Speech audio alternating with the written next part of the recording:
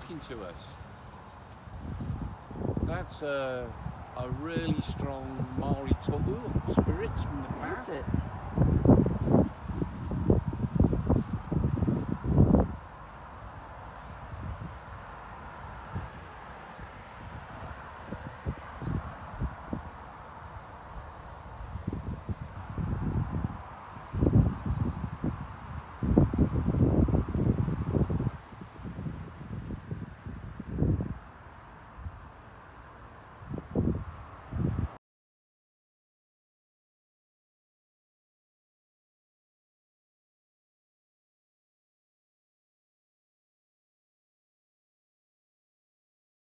See you. Huh? Hey, Pat. So what's this you're doing? Well, I'm just paying my respects in the way that I know how to, Pat. Just tidying up the grave a little bit. We've got little Ivy under here, who was only a few months old when she passed away, and then we've got James and we've got Alice. And Elizabeth next door. And Elizabeth next door. We've just taken some weeds out of hers and just acknowledging the place where these Calams are, just out south of Brisbane in Cooper's Creek, which is right next to Archerfield. Cooper's Plains. Cooper's Plains, sorry. Actually, that's how we worked Cooper's out. Creek's a wine in New Zealand. Yeah. Excuse me, sorry. Cooper's Plains, that's how we sort of knew we were in the right place, because we're by the airfield. Anyway, it had to be checked, but it is right, and this is where the Calams are. Yeah. The Cooper's Plains Calams from the article that Betty sent. Yeah. This is Cooper's Plains Cemetery, also known as God's Acre. That's correct. And just going to also acknowledge the indigenous people of the land and the fact that our relatives have been able to rest here for nearly getting on for 170 years or so. No, they haven't actually. That's wrong. It's much more recent than that, because James died in 1946, 1945. When did Ivy go? Ivy went in 1902. She was only 5 months old. Okay, 120 years then. Yeah, 120 years. Yeah. It's because that's when the family plot was born, wasn't it? Yeah, I think we think so. Yeah. We think so.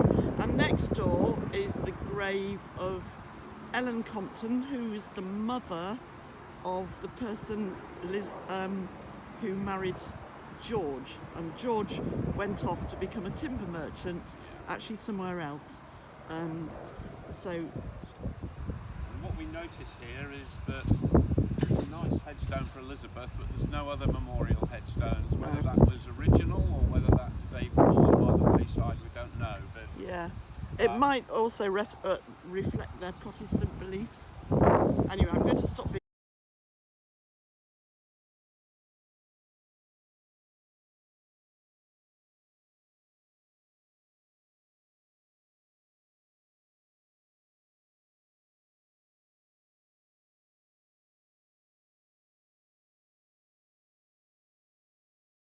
we're approaching Calam Vale, and just beyond the lights on the right-hand side, you can see the sign, even though you can't make it out yet. Yeah.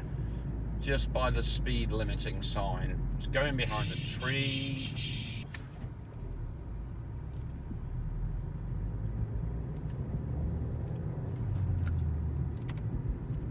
Oh, stop it.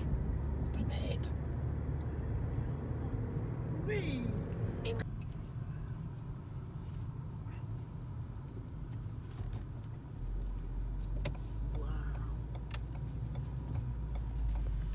Well, who would have thought these pioneers would end up inventing a shopping centre? Okay, here's John and us turning our back on the shopping centre that was Calam Vale. Somewhat dismayed to discover that that's the legacy of this pioneering family. But we are now driving down Calam Road, which, as you see, is a nice big highway.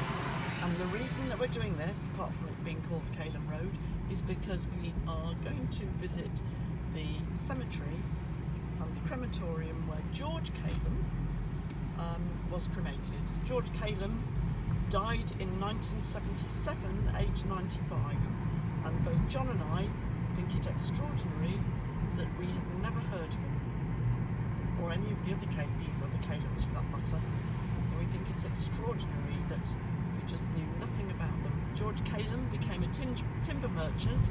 He was the son of James Calam, who's founded the plot that we have been to earlier today. And he left home age 14. Once they'd arrived in Australia, he didn't stay with his family very long. He left home and set up on his own. He married Elizabeth Compton, and we have this morning seen the grave of Elizabeth Compton's mother, which is next door to the family plot. So that's all joining up as we drive down this big main highway called Calam Vale. I beg your pardon, called Calam Road. Through Calam Vale, which as you see is these days a rather unprepossessing suburb. But we're aiming for Brisbane. So we're just turning into Mount Thompson Memorial Gardens. You've entered the car park for your destination. Thank you. Where we're hoping to find some mention of George Calam. There may not be, because he was cremated here, that's all we know. Anyway, I'll just let you enjoy the gardens peacefully as we leave. It could be one of these plaques, Pat. There's millions of them. There's an office up there, Pat.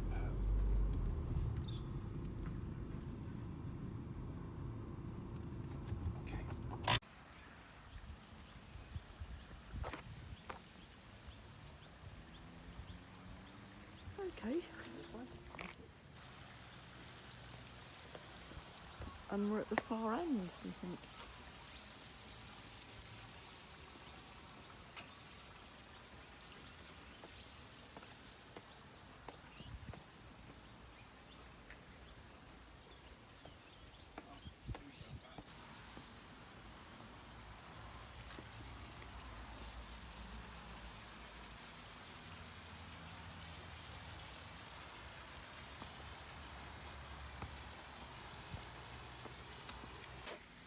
Okay, we're in Columbarium, section 41, I beg your pardon, 41, section 11, and we found George Calam.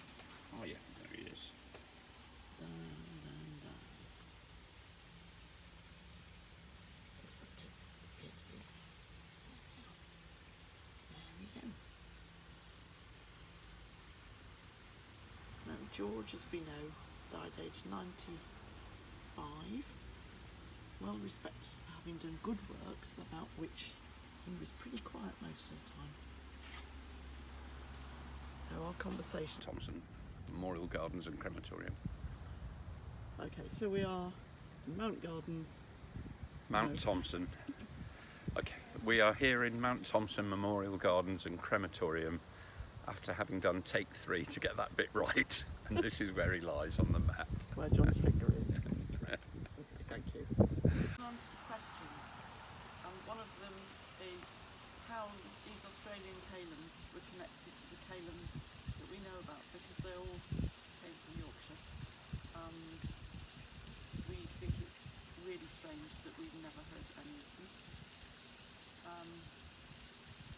But their names are similar, like George and James and Herbert and Elizabeth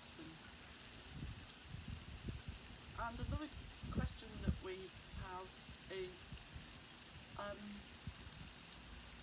how they became so successful as to have a place named after them, how that happened and when it happened and why it happened.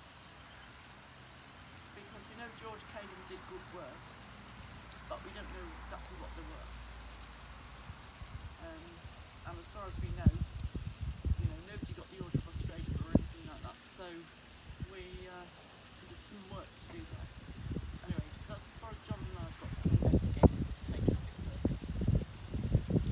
And just off camera, what a rewarding and fun day it's been as well.